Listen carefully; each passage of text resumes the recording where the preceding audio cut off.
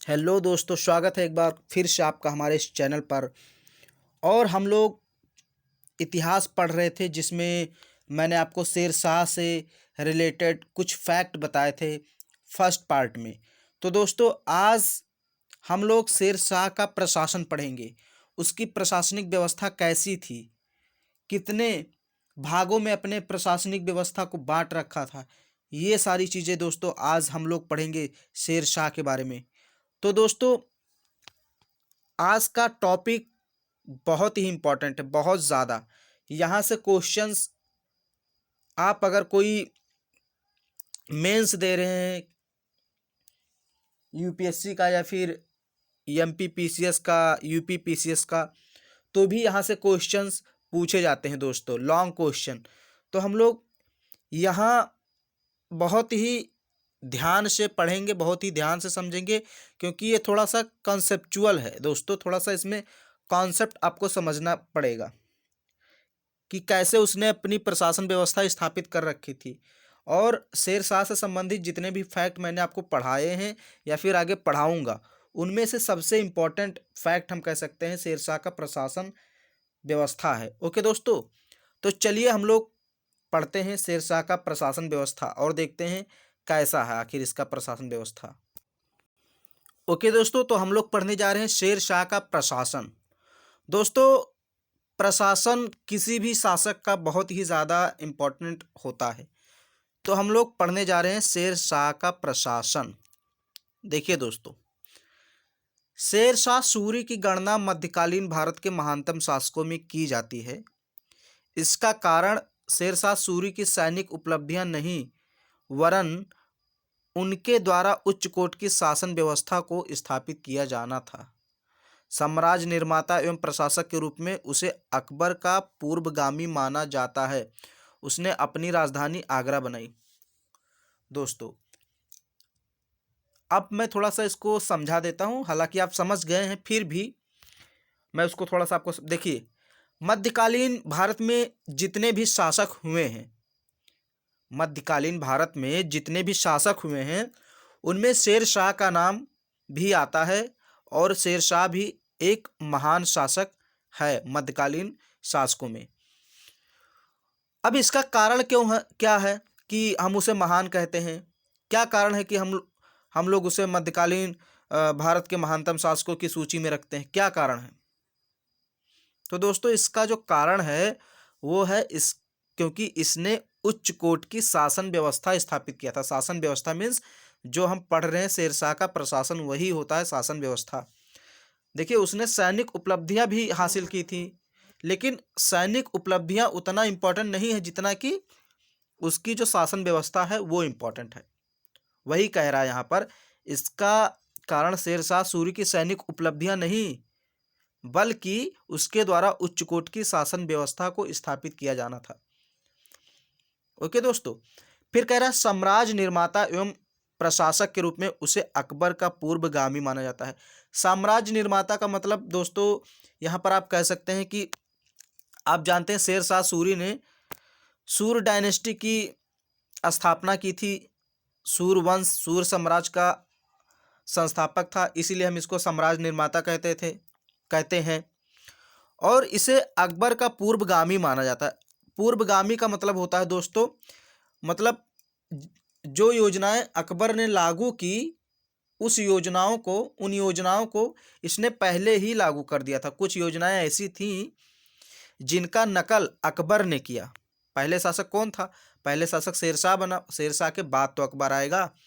तो शेरशाह ने कुछ योजनाएं बना दी थी जिनकी नकल अकबर ने की, इसीलिए कहते हैं अकबर का पूर्वगामी था। मतलब अकबर से पहले ही कुछ योजनाएं इसने बनाई और उनका अनुसरण अकबर ने किया, इसीलिए इसको हम बोलते हैं अकबर का पूर्वगामी। ओके दोस्तों, ये थी। और फिर दोस्तों इसका जो एक मेन क्वेश्चन है जो कंपटीशन में पूछ सकता है आपसे, शेरशाह सूरी ने अपनी राजधानी किसे बनाई थी? तो आगरा को बनाई थी। ये बहुत ज़्यादा इंपॉर्टेंट है दोस्तों, इसको ध्यान रखिए। शेर शाह की राजधानी क्या थी? तो शेर शाह की राजधानी थी आगरा। शेर शाह ने अपनी राजधानी आगरा बनाई। ये बात आपको ध्यान में रखनी है दोस्तों। तो शेर शाह का जो प्रशासन था उसमें केंद्रीय प्रशासन की बात आती है, प्रांतीय प्रशासन की बात आती है और स्थानीय प्रशासन की बात आती है। मतलब 3 स्तरीय प्रशासन था इसका, 3 स्तरीय, केंद्रीय स्तरीय, प्रांतीय स्तरीय और स्थानीय स्तरीय। हालांकि स्थानों में भी 3 प्रकार के हैं, मैं उसको बाद में बताऊंगा। और दोस्तों एक बात और मैं बता दूं, आज मैं कोशिश करूंगा कि आपको चित्र के माध्यम से समझाया जाए, चित्र बना के समझा जाए, क्योंकि आज समझने वाली चीज़ है। आज आपको रटना कम है, समझना ज़्यादा है। तो चलिए दोस्तों, मैं पहले थोड़ा सा पढ़ देता हूँ, या फिर मैं पहले समझा दूँ फिर पढ़ूँ। चलिए हम लोग एक बार पढ़ लेते हैं ना, एक बार उसको हम लोग पढ़ लेते हैं, उसके बाद हम लोग चित्र के माध्यम से समझेंगे, तब आपका कॉन्सेप्ट ज़्यादा क्लियर रहेगा। हम कहेंगे, जैसे मान लीजिए हमने कहा कि एकताओं को सरकार में बांट दिया गया, तो जब आप पढ़े रहेंगे तो समझेंगे ना, तो इसलिए थोड़ा सा हम पहले पढ़ लेते हैं। आइए, तो सबसे पहले हम लोग पढ़ेंगे केंद्रीय शासन। केंद्र, हम लोग पढ़ने जा रहे हैं केंद्र।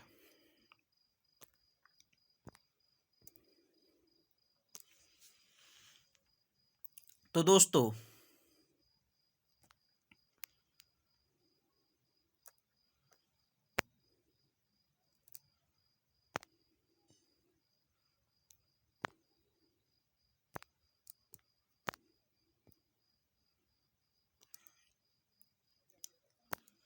शेर शाह पूर्णतया एक तंत्रात्मक शासन पद्धति में विश्वास करता था।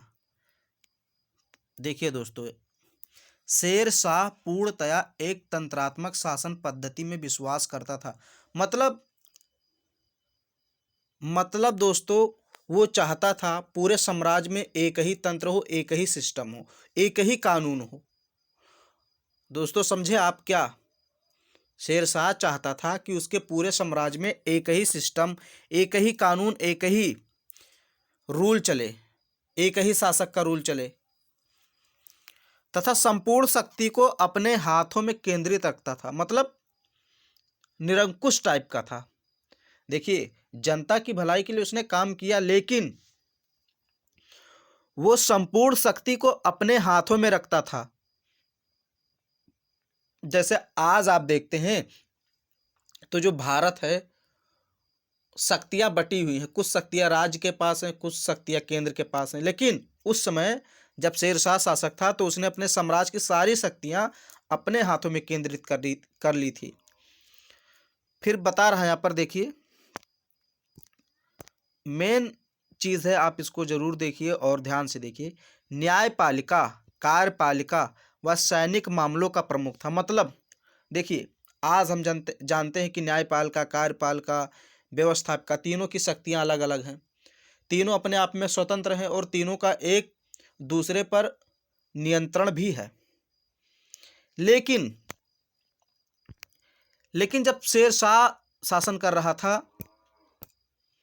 तो उसने तीनों प्रकार की शक्तियां, तीनों क्या, हम चारों कह सकते हैं। मतलब न्यायपालिका, न्याय करने का जो काम था वो भी कौन करता था? सम्राट करता था, शेर शाह सूरी करता था। कार्यपालिका, अगर कोई नियम कानून लागू करना है वो भी कौन करता था? शेर शाह करता था। सैनिक मामलों का प्रमुख था, अगर सैनिकों की भर्ती करनी है तो वो काम कौन करता था? शेर शाह सूरी। और अगर कोई कानून बनाना है तो वो भी काम, यानी विधायिका का काम भी शेर शाह सूरी ही करता था। इसलिए कहा गया है वो सारी शक्तियां, संपूर्ण शक्ति अपने हाथों में केंद्रित रखता था। वह न्यायपालिका, कार्यपालिका एवं सैनिक मामलों का प्रमुख था। ओके दोस्तों, शायद आपको समझ में आ गया होगा। फिर भी इतने विशाल साम्राज्य पर शासन करने के लिए उसे कुछ लोगों के सहयोग की आवश्यकता थी, अतः उसने कुछ विभागों की स्थापना की थी।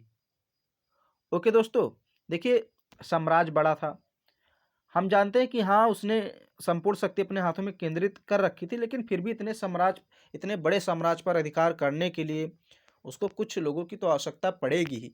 तो उसने कुछ विभाग स्थापित कर रखे थे। जैसे आजकल मॉडर्न युग में देखेंगे तो कैसे कैसे विभाग, जैसे विदेश विभाग हो गया, शिक्षा विभाग हो गया, कृषि मंत्रालय हो गया, गृह मंत्रालय हो गया, ऐसे जो मंत्रालय हैं हमारा केंद्र में, वैसे इसने भी कुछ विभाग बनाए थे। तो चलिए हम लोग देखते हैं कितने विभाग कौन कौन से हैं। तो दोस्तों जो पहला विभाग था वो था दीवान वजारत या दीवान विजारत। देखिए इसको कहीं कहीं वजारत भी लिखा होता है, कहीं कहीं विजारत, दीवान ए विजारत। तो देखिए क्या कह रहा है, यह आर्थिक मामलों की देखरेख करता था। आर्थिक मामले मतलब धन वन का जो मामला होता था, धन पैसे का देखभाल, ये सारी चीजें करता था। तो ये आर्थिक मामलों की देखभाल करता था, मतलब राज्य की क्या समस्याएं हैं, क्या नहीं समस्याएं हैं, कितना राजस्व आ रहा है, कहाँ से आ रहा है, ये सारी चीजें कौन देखता था, दीवान विजारत। इसका अध्यक्ष वजीर होता था। दोस्तों वजीर जैसे वजीर आजम, आज आप सुनते हैं पाकिस्तान के वजीर आजम, तो कौन है वो, प्रधानमंत्री हैं। तो जो वजीर था उसका पद प्रधानमंत्री के समान था। अतः यह अन्य मंत्रियों के कार्यों की जांच पड़ताल करता था, देखभाल भी करता था। आप जानते हैं प्रधानमंत्री जो हैं वो अन्य मंत्रियों की देखभाल भी करते हैं कि आखिर ये अपना काम सही से कर रहे हैं कि नहीं। तो ऐसे ही जो दीवानी विजारत विभाग था उसका प्रमुख अधिकारी कौन था, वजीर, यानी उसका अध्यक्ष वजीर था, उसका अध्यक्ष वजीर था। इसका पद प्रधानमंत्री के समान था या अन्य मंत्रियों के कार्यों को भी देखता था। चलिए हम लोग दूसरा देखते हैं। दूसरा था दीवान आरिज या दीवान ए अर्ज। इसको दीवान आरिज या दीवान अर्ज कुछ भी बोल सकते हैं। इस विभाग के अधिकारी को आरिज ए मुमालिक, इस विभाग के अधिकारी जो थे उनको आरिज ए मुमालिक बोला जाता था। आरिज ए मुमालिक याद रखिए, दीवान ए आरिज या दीवान ए अर्ज, इस विभाग के अधिकारी को आरिज ए मुमालिक या अर्ज ए मुमालिक कहा जाता था। यह सेना से संबंधित विभाग था। दीवान ए आरिज किससे संबंधित विभाग था, सेना से। सेना संबंधी समस्त कार्य इस विभाग के अंतर्गत आते थे, परंतु सैनिकों की भर्ती नहीं करता था। देखिए सेना संबंधी संपूर्ण कार्य ये करता था, लेकिन सैनिकों की भर्ती नहीं करता था। तो दोस्तों सैनिकों की भर्ती कौन करता था, मैंने आपको पहले ही बता दिया है, शेरशाह सूरी करता था, क्योंकि उसने संपूर्ण शक्ति अपने हाथों में केंद्रित कर रखी थी। ओके दोस्तों, अब जो बात आती है तीसरी, यह दीवान रिसालत। कहीं कहीं दोस्तों आपको दीवान रसालत मिलेगा। तो दीवान रसालत, दीवान रिसालत दोनों एक ही है। यह अन्य राज्यों के साथ पत्र व्यवहार करता था। देखिए अन्य राज्यों के साथ पत्र व्यवहार करता था। इसका मतलब यह है दोस्तों, यह विदेश विभाग था। इसका मतलब यही तो हुआ, जैसे मान लीजिए आप अन्य देश के साथ पत्राचार करते हैं, यानी पत्र भेजते हैं, पत्र लेते हैं, देते हैं, तो इसका मतलब आप विदेश विभाग से संपर्क रखते हैं। तो ये जो दीवाने रिसालत था, ये विभाग ये अन्य राज्यों के साथ पत्र व्यवहार के जरिए संपर्क रखता था। कुछ अन्य स्रोतों में इसे धार्मिक विभाग भी बताया गया है, मतलब कई अन्य किताबें ऐसी हैं जिनमें इसको धार्मिक विभाग भी बताया गया है। तो आप जानिए विदेश विभाग या फिर धार्मिक विभाग से संबंधित विभाग है। ओके दोस्तों, अब जो हमारा चौथा है दीवान इंसा। दीवान इंसा सामान्य प्रशासन विभाग था।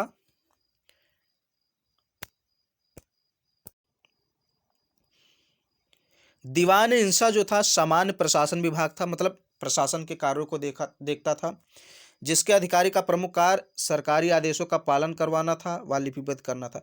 मान लीजिए जैसे होता नहीं कि सरकार ने कोई नियम बनाया, कोई कानून बनाया, तो लोग उसका पालन कर रहे हैं कि नहीं कर रहे हैं, इसकी जांच पड़ताल देखभाल कौन करता था, दीवान इंसा। ये प्रशासन विभाग था, एक प्रशासन विभाग। जैसे आजकल प्रशासन विभाग आप कैसे कौन होता है आजकल बताइए।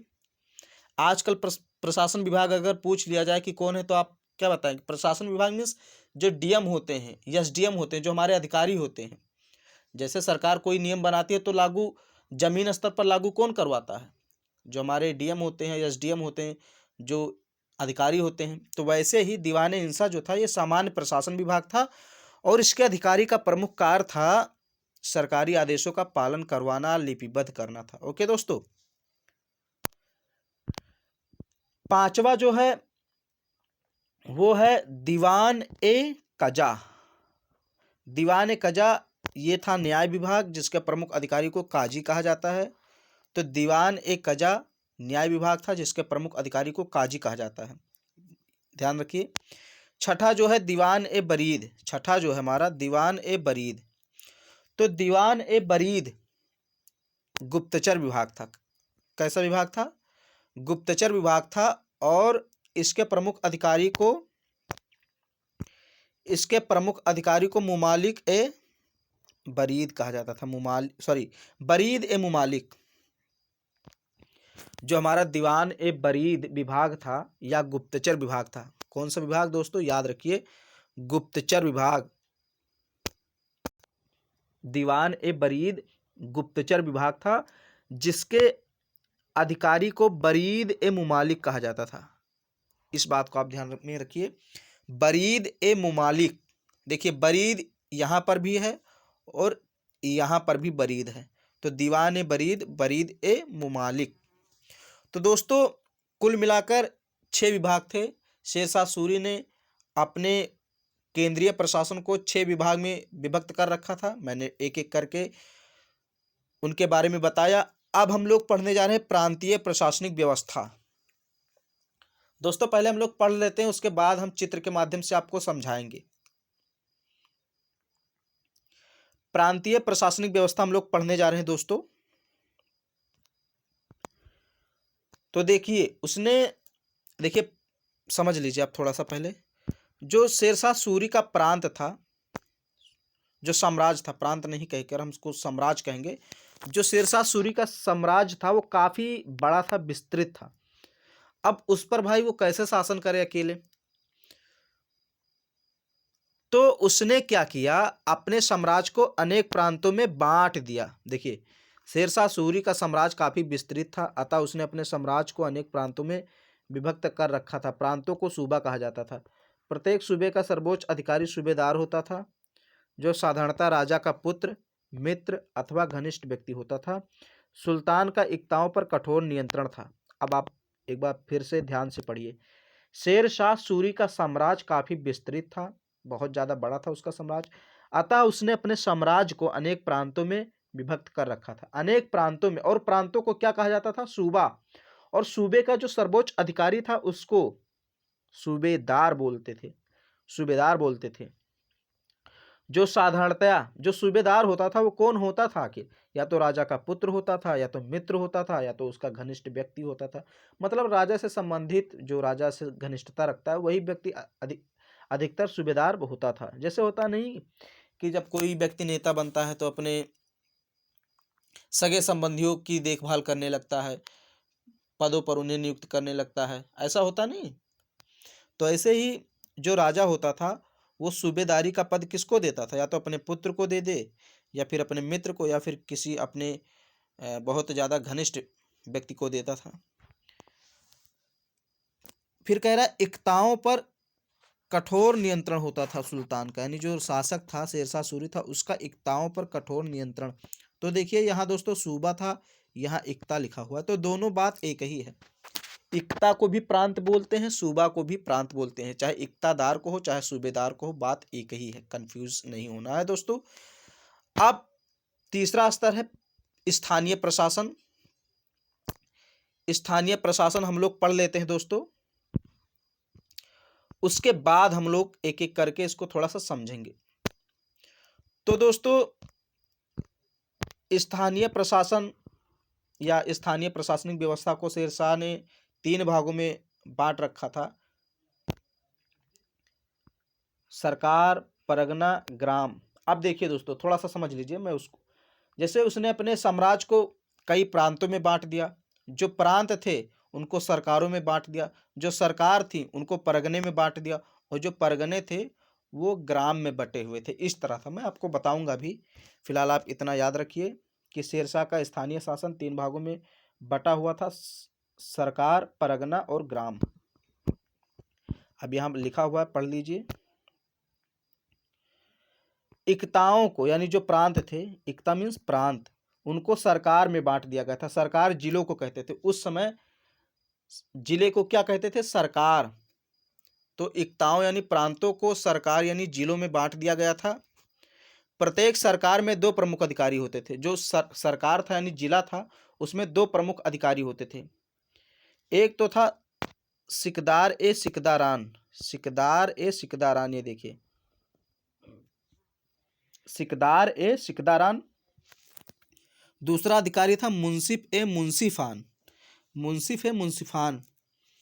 जो शेरशाह सूरी ने अपने प्रांत को कई जिलों में बांट दिया, जिन्हें सरकार कहते हैं, और उस सरकार में दो अधिकारियों की नियुक्ति की जाती थी।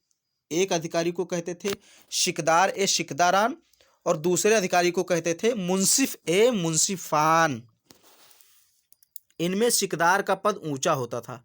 जो सिकदार ए सिकदारान होता था उसका पद ऊंचा होता था तथा उसका कार्य सरकार में सामान्य प्रशासन करना था, यानी एसडीएम डीएम टाइप का वो था, एसडीएम और डीएम टाइप का था। जो सिकदार होता था उसका कार्य क्या था, सरकार में यानी जिले में सामान्य प्रशासन करना। और जो मुंसिफान था उसका काम क्या था, थोड़ा सा गड़बड़ हो गया दोस्तों, मैं चलता हूँ एक बार फिर से। हाँ अब सही है। जो मुंसिफान था उसका कार्य था न्याय करना। देखिए जो सिकदार था, सिकदार ए सिकदारान, वो सामान्य प्रशासन देखता था जिले का, और जो जिले का न्याय व्यवस्था देखता था वो था मुंसिफान। यानी मुंसिफान जज था और सिकदार डीएम एसडीएम था। आप इस तरह समझ सकते हैं। दोनों अधिकारियों की सहायता करने के लिए और भी अधिकारी थे छोटे छोटे। फिर देखिए प्रत्येक सरकार थी यानी जिला था, वो कई वर्गों में कई विभागों में विभक्त था। प्रत्येक परगने में, जैसे जो प्रत्येक सरकार था वो परगने में विभक्त था। वही कह रहा, प्रत्येक सरकार कई वर्गों में विभक्त था, यानी वे वर्ग कौन से थे, परगने। यानी प्रत्येक सरकार कई परगने में विभक्त था। और परगनों को मतलब परगने में एक सिकदार होता था, एक मुंसिफ होता था, एक फौजदार होता था जिसे खजांची बोलते हैं, दो कारकुल यानी क्लर्क होते थे। ये बात आप ध्यान रखिए। अब देखिए प्रशासन की सबसे छोटी इकाई ग्राम थी, यानी जो परगने थे वो किस में बटे हुए थे, ग्राम में। एक प्रशासन में अनेक गांव होते थे। यहाँ दोस्तों यहाँ देखिए ये प्रशासन लिखा हुआ है, ये प्रशासन आपको काट कर यहाँ परगना करना है। यानी कि एक परगने में अनेक गांव होते थे। मैंने आपको बताया एक साम्राज्य में कई प्रांत, एक प्रांत में कई सरकार, एक सरकार में कई परगने, एक परगने में कई गांव। तो इसीलिए यहाँ पर होगा एक परगने में अनेक गांव होते थे। और ग्राम प्रशासन का मुखिया जो होता था, जो ग्राम प्रशासन का प्रमुख होता था वो कौन होता था, मुखिया। ग्राम प्रशासन का जो प्रमुख था वो कौन था, मुखिया। ये बात आप ध्यान रखिए, ग्राम प्रशासन का प्रमुख मुखिया था, जो गैर सरकारी पदाधिकारी होता था। मतलब इसका जो पद होता था वो सरकार के द्वारा नहीं होता था। जैसे संविदा पर एक प्रकार का था, संविदा मान लीजिए। तो जो प्रशासन की सबसे छोटी इकाई थी ग्राम। ऐसे ही आपसे क्वेश्चन पूछा जाएगा कि शेरशाह के प्रशासन की सबसे छोटी इकाई क्या थी, उसमें आपको ऑप्शन रहेगा परगना, प्रांत, इक्ता, ग्राम। तो आपको ग्राम वहाँ पर टिक करना है। अब दोस्तों हम लोग चलते हैं, थोड़ा सा इसको डायग्राम के माध्यम से समझते हैं कि आखिर परगना क्या था। हालांकि थोड़ा सा आपको समझा देंगे 5 मिनट में, बाकी चीज़ आप समझ गए हैं।